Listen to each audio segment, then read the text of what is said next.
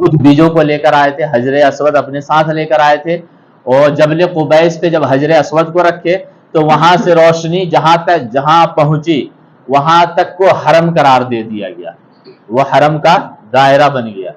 پھر اس کے بعد ان کے ساتھ حضرت موسیٰ علیہ السلام کی لاٹھی بھی تھی، اور اس لاٹھی کی خوبی یہ ہے کہ اس کی روشنی بہت زیادہ تھی، اندھیرے میں اگر رکھ دیا جائے تو اس سے ایک دم ٹارچ کی طرح روشنی نکلا کرتی تھی۔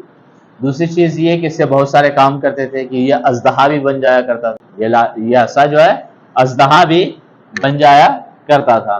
یہ آدم علیہ السلام اپنے ساتھ لے کر آئے تھے۔ میں بتایا تھا کہ جنت میں ایک درخت ہے جس کا نام آس ہے، اس درخت کی ساخ سے اس عصا کو بنایا گیا۔ آدم علیہ السلام سے لے کر حضرت موسیٰ علیہ السلام تک یہ لاٹھی وصیت کے ساتھ میراث کے طور پہ چلتی ہے، اور آخر میں یہاں تک، لیکن یہاں تک جب پہنچی تو اس لاٹھی کی شہرت کچھ زیادہ ہی ہو گئی۔ یہ بات سمجھ میں آئی؟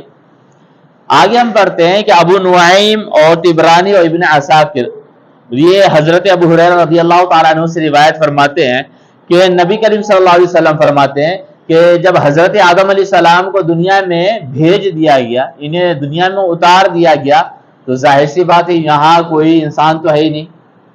کہیں بھی اکیلے جگہ ایک انسان پہنچ جائے تو وحشت اور گھبراہٹ محسوس ہوتی ہے، وحشت اور گھبراہٹ محسوس کرتا ہے انسان۔ تو انہیں وحشت محسوس ہوئی تو حضرت جبرائیل السلام حاضر خدمت ہوئے، اور آنے کے بعد بہت ہی بلند اور پیاری اور میٹھی آواز میں آذان دیتے ہیں، اور جب ان کے سامنے آذان دیتے اور آذان میں جب یہ کہتے کہ اشہد ان محمد رسول اللہ، تو ان کی جو گھبراہٹ تھی فوراً دور ہو جاتی ہے۔ اگر کوئی پوچھے، اور یہ تفسیر عزیزی ہے، تفسیر عزیزی کا مطلب یہ شاہ عبدالعزیز محدث دہلوی علیہ رحمہ کتاب ہے، انہیں سب کے سب مان۔ تو پہلی مرتبہ آذان کون دی ہے؟ حضرت جبرائیل علیہ السلام، اور کہاں دیے؟ ہندوستان میں۔ یہ بات سمجھ میں آ رہی کہ پہلی آذان حضرت جبرائیل علیہ السلام دی اور کہاں دیے؟ ہندوستان کی زمین پر دی۔ تو ہم اس مبارک زمین پر بسنے والے ہیں، اس مبارک زمین کے باسی ہیں جہاں پہ پہلے نبی تشریف لائے، اور پہلی مرتبہ اللہ تبارک و تعالیٰ کی وحدانیت کی آواز گونجی، پہلی مرتبہ اللہ اکبر کی صدا جو پوری دنیا میں پھیلی ہے وہ ہندوستان کی زمین سے پھیلی۔ اللہ اکبر کی صدا جو پوری دنیا میں پھیلی ہے وہ اللہ اکبر وہ یہی ہندوستان کی زمین سے ہی پھیلی ہے۔ تو ہم لوگ کیا خوش نصیب ہیں۔ تو اس کے بعد بات یہ کرتے ہیں کہ امام احمد بن حنبل رضی اللہ تعالیٰ عنہ، امام بیہقی روایت کرتے ہیں، اور ابن عساکر نے امام احمد بن حنبل اور امام بیہقی نے سلمان فارسی سے، اور ابن عساکر نے حضرت حسن بصری رضی اللہ تعالیٰ عنہ سے روایت کی ہے۔ یہ بیان کرتے ہیں کہ جب اللہ تبارک و تعالیٰ حضرت آدم علیہ السلام کی توبہ کو قبول فرما لیا تو اللہ تبارک و تعالیٰ وحی بھیجا حضرت آدم علیہ السلام کی طرف، وحی بھیجا حضرت آدم علیہ السلام کی طرف، اور یہ بتایا کہ 4 باتوں کی حفاظت کرو، 4 باتوں کی حفاظت کرو، اور اپنی اولاد میں سے ہر ایک کو یہ بات پہنچاؤ، اپنی اولاد میں سے ہر ایک کو یہ بات پہنچاؤ۔ ان 4 میں سے ایک میرا حق آپ کے ذمہ ہے، اللہ تبارک و تعالیٰ کا حق ہم بندوں کے اوپر ہے۔ دوسرا، تمہارا حق میرے ذمہ ہے، ہم بندوں کا بھی حق اللہ تبارک و تعالیٰ کے اوپر ہے۔ تیسرا یہ کہ وہ معاملہ جو میرے اور تیرے درمیان ہے، یعنی اللہ اور بندے کے درمیان ہے۔ تیسرا حق جو ہے، تیسری چیز کیا ہے؟ ایک وہ معاملہ جو اللہ اور اس کے بندے کے درمیان میں۔ چوتھا، وہ معاملہ جو تیرے اور مخلوق کے درمیان ہے۔ یہ 4 ہو گئے۔ کہا میرا حق جو تیرے ذمہ ہے وہ یہ ہے کہ تو میری عبادت کرے۔ ہم مومنوں کے اوپر، اولاد آدم کے اوپر، حضرت آدم علیہ السلام کے اولادوں کے اوپر یہ ذمہ ہے کہ تمام بنی آدم اللہ تبارک و تعالیٰ کی عبادت کرے اور کسی کو بھی اس کے ساتھ شریک نہ ٹھہرائے۔ اللہ تبارک و تعالیٰ کی عبادت کرے اور اللہ تبارک و تعالیٰ جل وعلا کے ساتھ شرک نہ کرے، کسی کو بھی اس کے برابر یا اس سے بڑا نہ بنائے۔ دوسرا جو بندوں کا حق اللہ تبارک و تعالیٰ پر ہے، اللہ تبارک و تعالیٰ فرماتا ہے وہ یہ کہ تیرا حق میرے ذمہ کرم پر یہ ہے کہ تیرے اعمال کو میں قبول کروں، اس کی پوری جزا تجھ تک پہنچا دوں، کہ تو عبادت کرے تو تیری عبادتوں کو میں قبول کروں اور اس کی جزا بھی دوں۔ اور کسی قسم کا ظلم، زیادتی اور کمی نہ کروں. جتنا عمل کیا اتنا ہی دوں.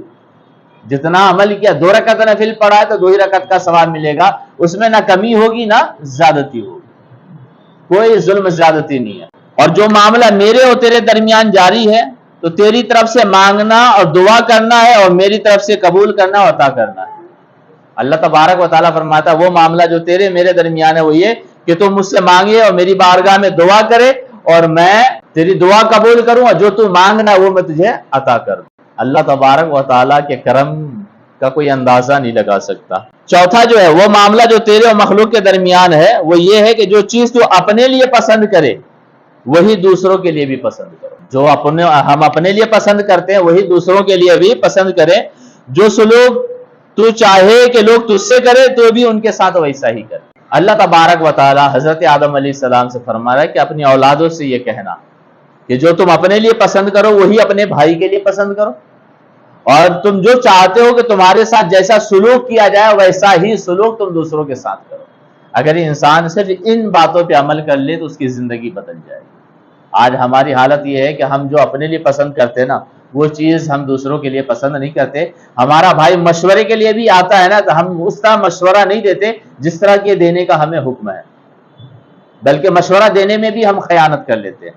ہم چاہتے کہ وہ کسی طرح بھی آباد نہ ہو پائے، حالانکہ مومن کامل وہی کہلائے گا جو خود بھی آباد ہونے کی کوشش کرے اور اپنے ساتھ اپنے بھائیوں کو بھی آگے بڑھانے کی کوشش کرے. ہم مومن بھائی کی بات کیا کریں، یہاں تو انسان سگے بھائی کے لیے بھی خیر خواہی نہیں چاہتا. سگے بھائی کے ساتھ بھی خیر خواہ نہیں ہے، اس کے ساتھ بھلائی نہیں چاہتا، بلکہ اس کی مذمت و برائی کرتا رہتا ہے. ایک چیز یاد رکھے، کوئی بھی انسان اس حیثیت سے کہ وہ انسان ہے ایک دم کمیوں سے پاک و منزہ نہیں ہو سکتا. انسان ہے تو اس کے اندر کمیاں ضرور پائی جائے گی. اگر کسی مومن بھائی کے اندر کوئی کمی رہ گئی ہو تو ہمیں چاہیے کہ ہم اسے معاف کر کے اسے گلے سے لگا لیں، اسے اصلاح کر کے بہترین انسان بنا دیں، اس کی اصلاح کر کے اسے بہترین انسان بنا دیں. یہی کمال کی بات ہے. اور ہم چاہتے ہیں کہ ہمارے لیے لوگ مہربان رہیں تو ہمیں بھی دوسروں کے لیے مہربان ہونا چاہیے. ہم چاہتے ہیں کہ لوگ ہمارے ساتھ مسکراہٹ کے ساتھ سامنا کریں تو ہمیں بھی اپنے بھائیوں سے ملتے وقت کیا ہے مسکرا کے ہی ملنا چاہیے. ہم چاہتے ہیں کہ ہم سے اگر کوئی غلطی ہو جائے تو ہمارا بھائی ہمیں معاف کر دے، تو ہمیں بھی چاہیے کہ ہمارے بھائی سے کوئی غلطی ہو جائے تو اس کے معافی مانگنے سے پہلے ہی معاف کر دے، اس کے ایمان کو دیکھتے ہوئے. اس کے پاس ایمان ہے، اس سے بڑا رشتہ، اس سے اہم رشتہ ہمارا اور آپ کا کیا ہو سکتا ہے نا. ایک نعرہ ہے نا، تیرا میرا رشتہ کیا، لا الہ الا اللہ. یہی ہمارے رشتے کی بنیاد ہے کہ اللہ اس کا رسول ایک ہے. یہی ہمارے اور آپ کے رشتے کی بنیاد ہے، اور اسی پہ قائم و دائم رہنا، اور کوشش کریں کہ جب موت آئے تو ہم اسی بات پہ ڈٹے رہے کہ تیرا میرا رشتہ کیا، لا الہ الا اللہ محمد رسول اللہ. اگر اس بات پہ ڈٹے رہے تو کامیابی ہوگی. تو آج کیا ہے، اللہ تبارک و تعالیٰ کا حق کیا ہے کہ ہم اس کی عبادت کریں، اس کے ساتھ کسی کو شریک نہ ٹھہرائے. اور اللہ تبارک و تعالیٰ پر بندوں کا حق یہ ہے کہ بندے جب اس کی عبادت کرے تو اللہ تبارک و تعالیٰ اس کی عبادت کے اعتبار سے اسے مکمل ثواب عطا فرمائے. ہمارے اور رب کے درمیان جو تیسرا معاملہ وہ یہ کہ ہم اللہ تبارک و تعالیٰ سے دعا کرتے رہے، مانگتے رہے، اور اللہ تبارک و تعالیٰ ہماری دعا کو قبول کرتا رہے اور ہمیں عطا کرتا رہے. چوتھا یہ کہ جو ہم اپنے لیے پسند کرے وہی اپنے بھائی کے لیے پسند کرے. ہم جیسا سلوک اپنے ساتھ ہونا چاہتے ہیں اسی طرح سلوک ہم اپنے بھائیوں کے ساتھ کریں، اور اس میں ایماندار رہے، مومن ہیں. یہ ہمارے باپ کی وصیت ہے. اللہ تبارک و تعالی ہمارے باپ حضرت آدم علیہ السلام کو یہ وحی کیا تھا، اور یہ وصیت ہم تک پہنچی ہے تو ہمیں بھی چاہیے کیا ہم اس کے اوپر عمل کریں. اور عمل کریں گے تو ہمارا ہی بھلا ہونے والا ہے، کسی اور کا تو بھلا نہیں ہوگا.